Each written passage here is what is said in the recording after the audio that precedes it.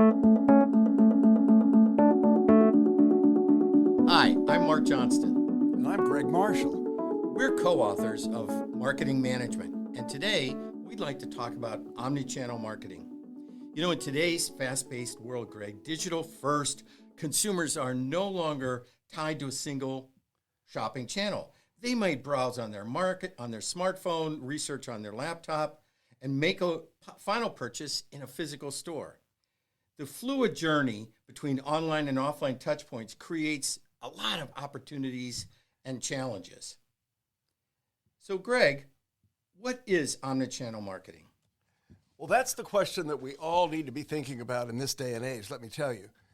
Omnichannel marketing basically refers to creating a seamless and consistent customer experience across all platforms and channels that are available. And that's a big ask because these may include websites, mobile apps, social media, email, physical retail stores, yes, they still exist, and customer support lines. Unlike multi-channel marketing, where each channel operates independently, omnichannel marketing integrates these channels. That's the beauty of it. And the goal is for customers to feel like they're interacting with one unified brand, no matter where or how they engage with that brand. Now, here's an example. Imagine a customer adds a pair of shoes to their cart on your website, but doesn't complete the purchase. A few hours later, they receive a reminder email with an incentive to buy. Clever, eh? When they decide to visit your store to try on the shoes, a sales associate knows exactly what they were looking for, thanks to an integrated customer database. That's omnichannel marketing in action, folks. So, Mark, what about omnichannel marketing is so important? Well, Greg, thanks for that explanation of what omnichannel marketing is. And, clearly, omnichannel marketing is more than a buzzword. It's a strategy. And the reason that it's become so important is because we've seen consumers change the way they behave. And we have a lot of examples of this. So consider for the fact that we know that shoppers today will, a very high percentage, almost 80%, will look at a purchase over multiple devices. They'll look at it on their phone, they'll look at it on their laptop, and then, as you said, perhaps they'll go into the store to actually purchase. And so as they move across these different platforms, they're looking for information to help them make a better decision, hence omnichannel marketing. We know that an approach which allows the consumer to move across devices, to look at multiple channels for information, actually boosts customer loyalty. We see, for example, that 70% of consumers have an increased brand loyalty when they are able to move seamlessly across different channels.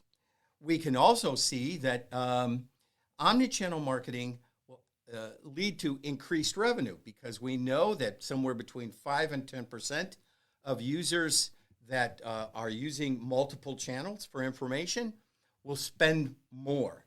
And then finally, as we see consumers move from phone to laptop to a physical store, we're able to capture a lot more information about them, the proverbial big data, which will ultimately allow companies to make even better decisions going forward. So we've talked a little bit about what omnichannel marketing is and why it's important.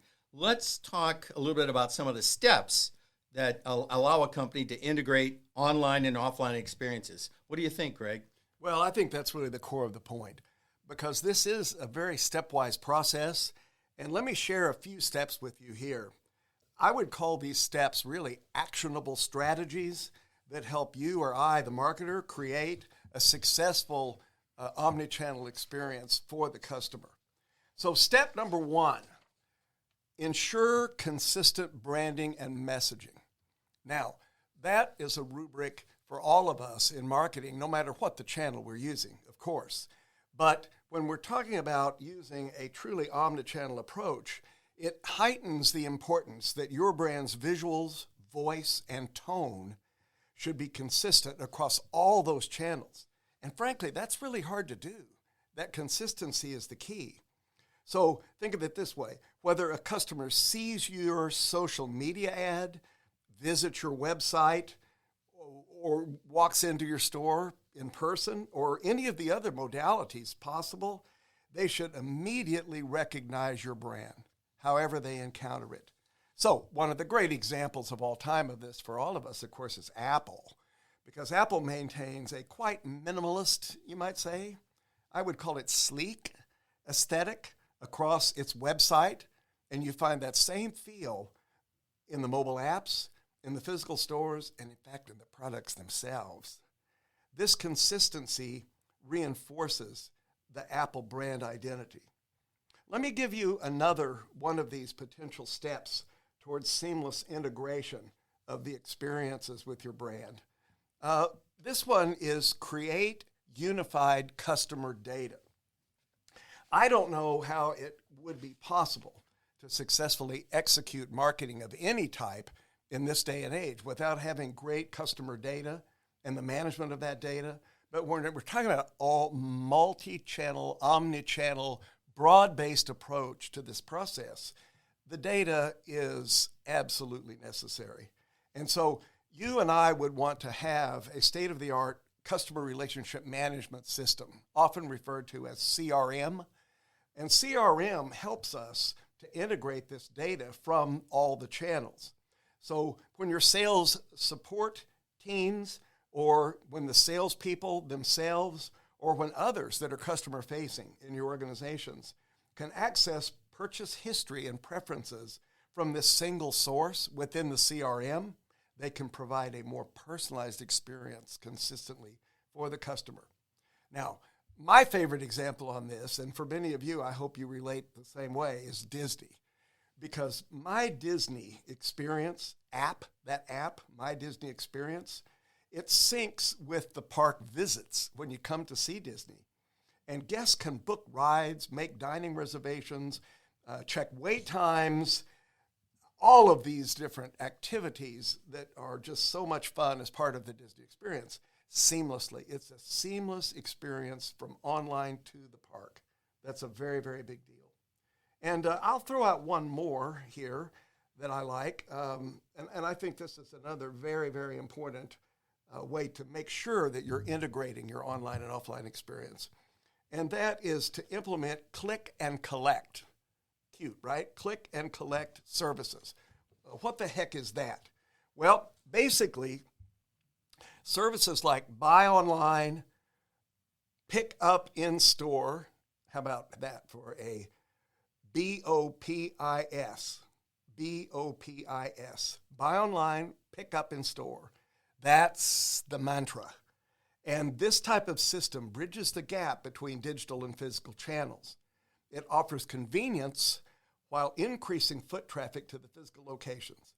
All the great retailers in this day and age must be cognizant of the fact of that connection. So one of my favorite examples in retailing always is Target. And I will confess that the very first job I ever held was at Target. As a high school kid working part-time, I won't tell you how long ago that was. But Target, I thought, was pretty good back then. Let me tell you, Target is one of the few survivors in the retail business that's still really, really good today. And this BOPIS service, again, that's buy online, pick up in store. That at Target is golden because it truly allows that seamless approach. You order online, you go in, curbside or in-store, your choice. You pick it up, and you feel real good because the overall shopping experience makes you understand that the store is dependable in terms of both inventories and securing the purchased products themselves. Mark, do you have some other examples of these online, offline experience?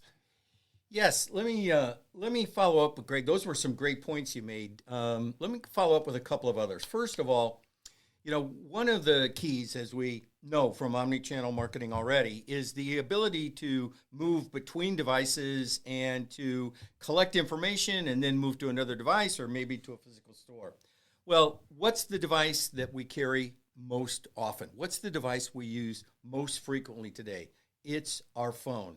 And so for a true omnichannel strategy to work, we've got to be on that device. If you are working in a store for a company, you know that an omnichannel strategy has to be based in part on leveraging mobile apps and allowing the client, the customer, to create a unique personalized experience on that app. And we could come up with many examples, but one example that immediately jumps to mind is Starbucks and the ability on that Starbucks app to either go in the store and purchase right there, or what we see happening with greater frequency is someone making the purchase on their phone on their way to Starbucks or driving by a Starbucks and then picking it up, much like Greg said. And that requires a mobile app. And so having a mobile app strategy that allows you to leverage not just what's happening at a physical store, but allow the customer to interact with the app and then perhaps pick it up at a store or in some other way is another critical strategy to omnichannel marketing. Another tool is to integrate digital tools inside the physical store experience. So, example of this would be having products with QR codes. So the customer is standing there in front of the product. They can scan the QR code and get additional information about the product. Or perhaps you've been in a store where they have digital kiosks. These are all additional information tools, additional selling tools that are available for the customer to enhance the experience they're having in the store. A great example of this is if you've gone to into a Nike store recently. They use multiple digital tools to enhance the shopping experience. They allow the customer, for example, to digitally almost show them using some of these products in the store. They can scan for a great deal of information about the product. There are many, many tools that Nike has built into the in-store experience that enhance the experience but are part of the omnichannel marketing strategy.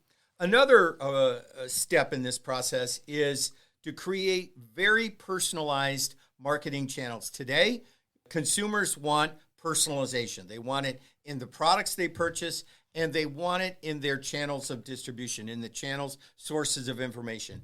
And so this is why, you may have shopped for that product online, but then a few hours later, you could possibly get an email saying, hey, have you thought more about this?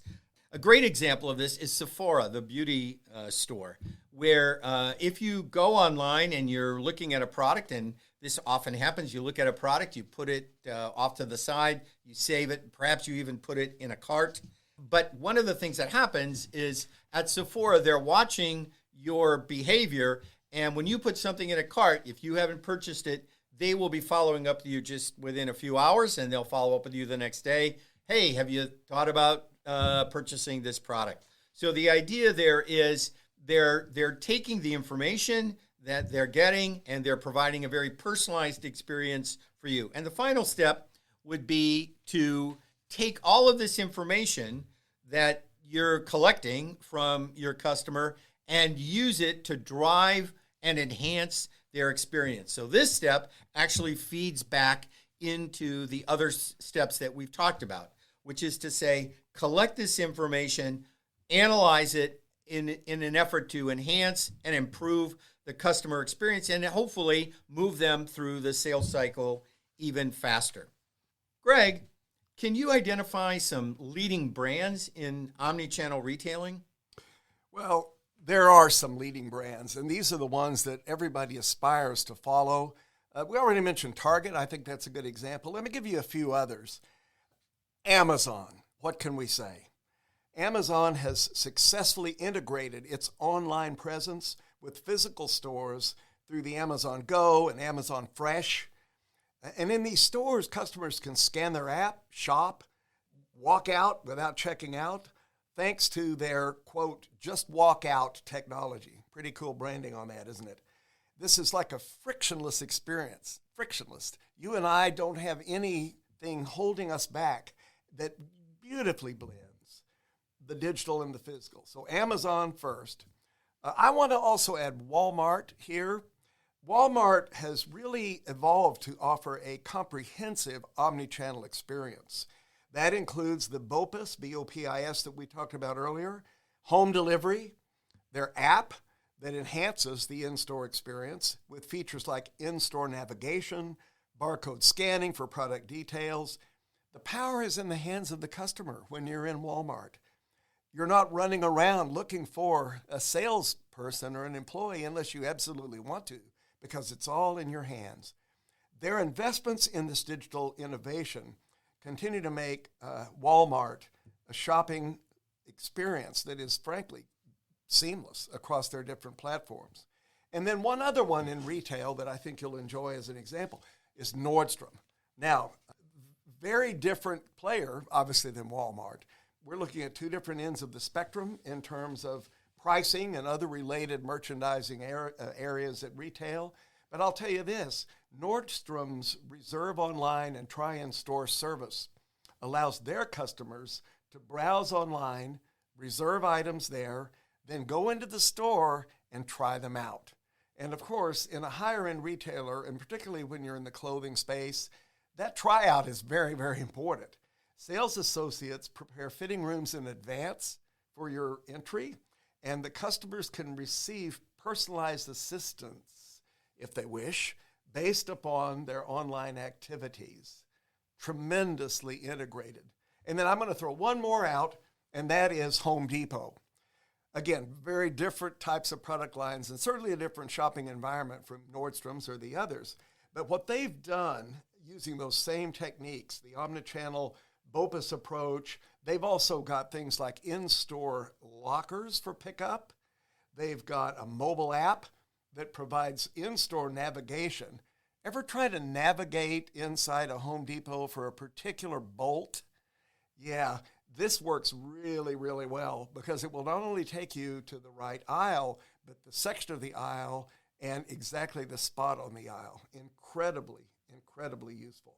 Their strategy ensures that the do-it-yourself customers who tend to come in and shop Home Depot get what they need, when and how they need it.